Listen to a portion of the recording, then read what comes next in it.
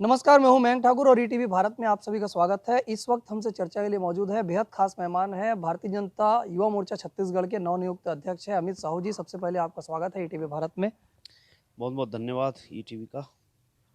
साहू जी, जिस तरह से जो अभी आपको जवाबदारी मिली है, चूंकि पार्टी का क्राइटेरिया था, पार्टी की गाइडलाइन थी, वैसे तो लंबे समय से आप संगठन के लिए काम कर रहे थे, लेकिन जिस तरह से अभी पार्टी ने एक युवा चेहरे को बड़ी जवाबदारी दी है, किस तरह की अ, आपके सामने चैलेंजेस हैं? क्योंकि प्रदेश में अब विपक्ष में अब भाजपा है, ऐसे समय में आपको जवाबदारी मिली है, युवाओं को एकजुट करना है, सरकार के खिलाफ लड़ना है, सारी चीज़ों के साथ आपको एक साथ ताल मिलाकर युवाओं को लाना है।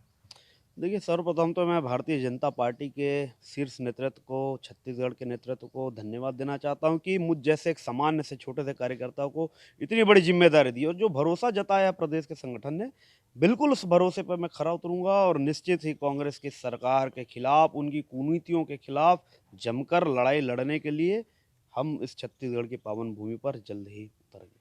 जी। साहू जी, जिस तरह से तमाम तरह की चर्चा होती रही है, जिस तरह से पार्टी के प्रदेश अध्यक्ष के लिए भी कई बड़े नाम पैनल में चल रहे थे, लेकिन इन सारे नामों के बीच में आपको ताजपोशी की गई है। कहीं न कहीं एक बड़ी बड़ी जवाबदारी है पार्टी के बड़े लीडर्स के, बड़े लोगों की नज़र आप पर बनी हुई है, तो कहीं न कहीं आपकी जो कार्यशैली है, उसको लेकर भी बहुत सारी लोगों में आकांक्षाएँ, अपेक्षाएँ हैं और सबसे बड़ी बात है आपको अपनी टीम में भी तमाम युवा चेहरों को लेकर आना है। सबको एकजुट करते हुए एक प्लेटफॉर्म में लेकर सरकार के खिलाफ लड़ना है। जी, निश्चित ही मैं भारतीय जनता पार्टी का वो कार्यकर्ता था जो बेहद निचले स्तर से काम करते हुए आज इस स्तर तक मैं आया हूँ और निश्चित पार्टी ने मेरे काम को देखते हुए मेरे जितने भी पार्टी के द्वारा दी गई जवाबदारियों को पूरा मैंने किया, उस सभी कार्यों को देखते हुए मुझे आज प्रदेश के नेतृत्व ने यह ज़िम्मेदारी दी और वर्तमान की परिस्थिति में जब हम आज विपक्ष में हैं और ऐसे समय में युवाओं को संगठित करने का जिम्मा और आज का जो युवा चाहता है उस हिसाब से जिन्होंने मुझ जैसे इस कार्यकर्ताओं को उसके उपयुक्त समझा, इसलिए मुझे आज यह जिम्मेदारी भारतीय जनता पार्टी ने दी है। जी। अब जिस तरह से चीज़ें निकल कर आ रही हैं, चूँकि अब छत्तीसगढ़ में कांग्रेस सरकार काम कर रही है और 2 साल का कार्यकाल भी हो चुका है और लगातार प्रदेश प्रभारी जो डी पुरंदेश्वरी जी भी आई हैं, उनके दौरे के बाद मिशन 2023 को लेकर काम किया जा रहा है। 1000 दिन के टारगेट को लेकर भाजपा काम कर रही है, लगातार जिलों में प्रदर्शन कर रही है, अभी फिर 22 के प्रदर्शन किया जाने वाला है। तो किस तरह की अब प्लानिंग के साथ काम कर रहे हैं? मिशन 2023 के लिए आप लोगों की पूरी प्लानिंग के साथ काम किया जा रहा है? देखो, ये विदित है कि संघर्षों के साय पे असली आज़ादी पलती है, इतिहास उस ओर मुड़ जाता है जिस ओर जवानी चलती है। तो ऐसे में पार्टी का पूरा भार जो है युवा मोर्चा के ऊपर है और युवा ही वो सभी पार्टी के मोर्चे में सफल होते हैं जो युवा चाहता है और हर पार्टी की उम्मीद जो है युवाओं से रहती है। ऐसे में आज भारतीय जनता पार्टी ने हम सभी युवा मोर्चा के कार्यकर्ताओं से एक उम्मीद जताई है कि आज का युवा मोर्चा जो है निश्चित ही ऐसा काम करेगा कि हम 2023 में भारतीय जनता पार्टी की सरकार बनाने के लिए एक अहम भूमिका निभाएंगे और आने वाले समय में 22 तारीख को एक जो बड़ा प्रदर्शन होगा, जेल भरो आंदोलन, उसकी अगुवाई भी युवा मोर्चा करेगा और युवा मोर्चा ही भारतीय जनता पार्टी की असली लड़ाई लड़ेगा। जी। अब जिस तरह से जो सरकार के खिलाफ आप लोग लड़ रहे हैं, जो ये भूपेश सरकार के तमाम मुद्दों को लेकर अब लगातार भाजपा अग्रेसिव तरीके से सड़क की लड़ाई लड़ रही है। क्या लगता है युवाओं के साथ, खासकर चूँकि आप भी युवा चेहरा हैं, युवाओं के साथ सरकार की क्या चीज़ें हैं जो सही साबित नहीं हो रही है? भारतीय जनता युवा मोर्चा के भी या भाजपा के कई कार्यकर्ताओं के साथ भी लगातार ये बात आ रही है कि उनको जबरिया फँसाया जा रहा है। ऐसे कुछ चीज़ें वाक़ई में है क्या?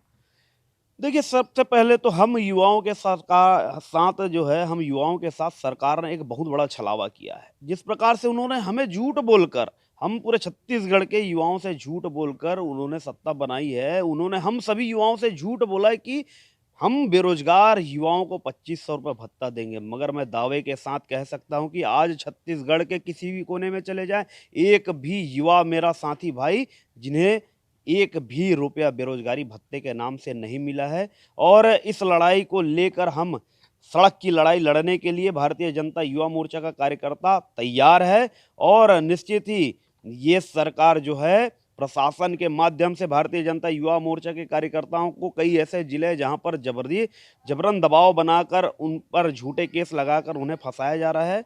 मैं निश्चित ही उन सभी युवा कार्यकर्ताओं के साथ हूँ, युवा भाइयों के साथ हूँ और निश्चित ही किसी भी मेरे युवा मोर्चा के साथी भाइयों के ऊपर किसी भी प्रकार से झूठे दबाव बनाए जाते हैं और प्रशासनिक दबाव बनाए जाते हैं, वहाँ पर आधी रात को मैं उन युवा मोर्चा के भाइयों के साथ में खड़ा रहूँगा, चाहे वो अंबिकापुर का क्षेत्र हो, चाहे वो बस्तर का क्षेत्र हो। जी। अभी जिस तरह से राम मंदिर को लेके पूरे देश में अभियान चल रहा है, राम मंदिर ऐतिहासिक निर्णय हुआ है, राम मंदिर का निर्माण कार्य चल रहा है।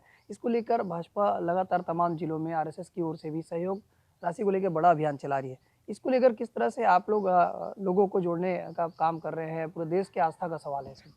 देखिए, हम हिंदुओं के लिए राम मंदिर जो है एक आस्था का केंद्र है, एक आस्था का विषय है और संपूर्ण हिंदुओं के आराध्य देव हैं प्रभु श्री राम।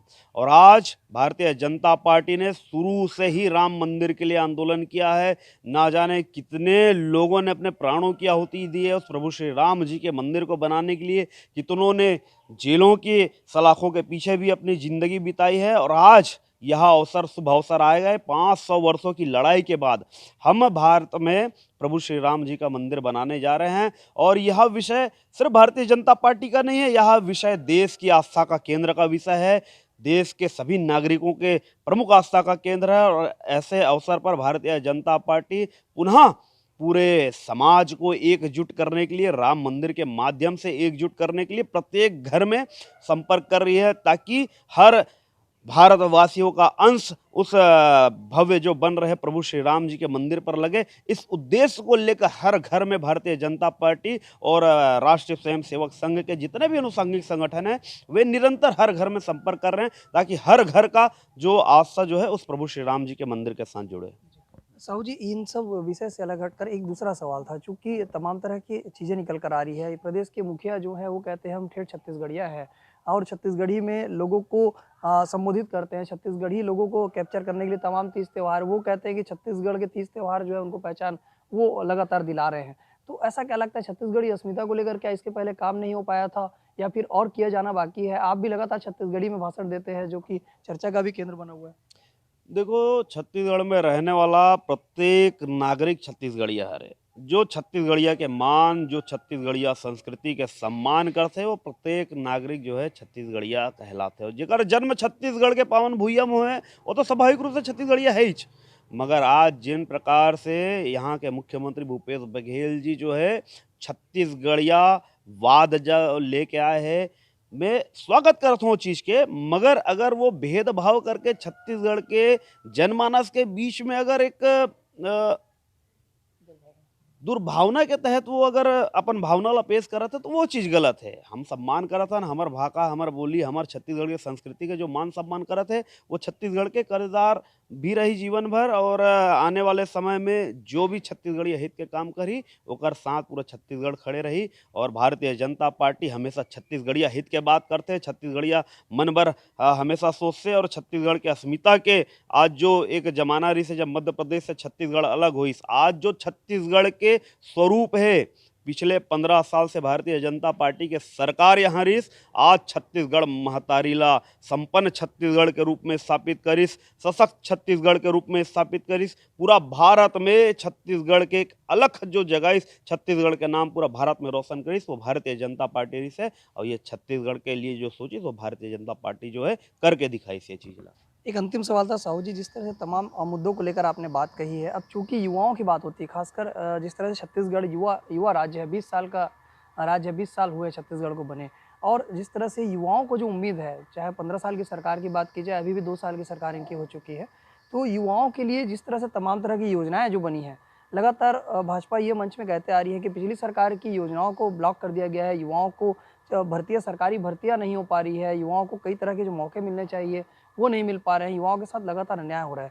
तो ये किस तरह से चीज़ें हैं और इन चीज़ों को लेकर कितना मुखर होकर आप लोग लड़ेंगे? देखिए, सबसे पहले तो बेरोजगारी भत्ते के मुद्दे पर छत्तीसगढ़ सरकार जो है घिरी नज़र आ रही है। वे अपने वादों से मुकरती नज़र आ रही है। और जिस प्रकार से आज हम देख रहे हैं शिक्षा कर्मियों की, जो चयनित शिक्षक थे, 14,580 जो चयनित शिक्षक थे, उनकी भर्ती सरकार नहीं कर पा रही है।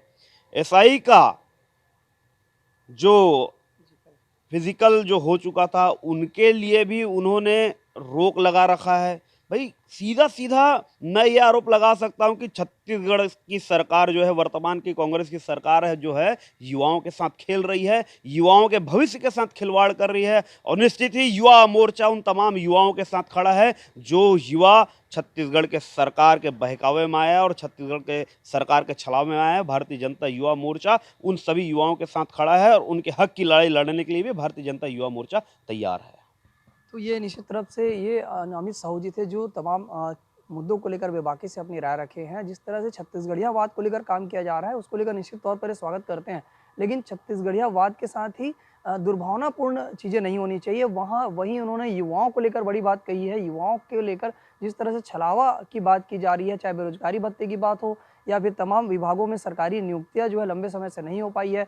फिजिकल परीक्षा होने के बावजूद भी भर्तियों की नियुक्ति जारी नहीं की जा रही है। ऐसे तमाम मुद्दों मसलों को लेकर भारतीय जनता युवा मोर्चा अग्रेसिव तरीके से सरकार को घेरेगा और आने वाले समय में भाजयुमो जो है प्रदेश की राजनीति को एक नई दिशा देने के लिए पूरी तरह से तैयार है। मयंक ठाकुर, ईटीवी भारत, रायपुर।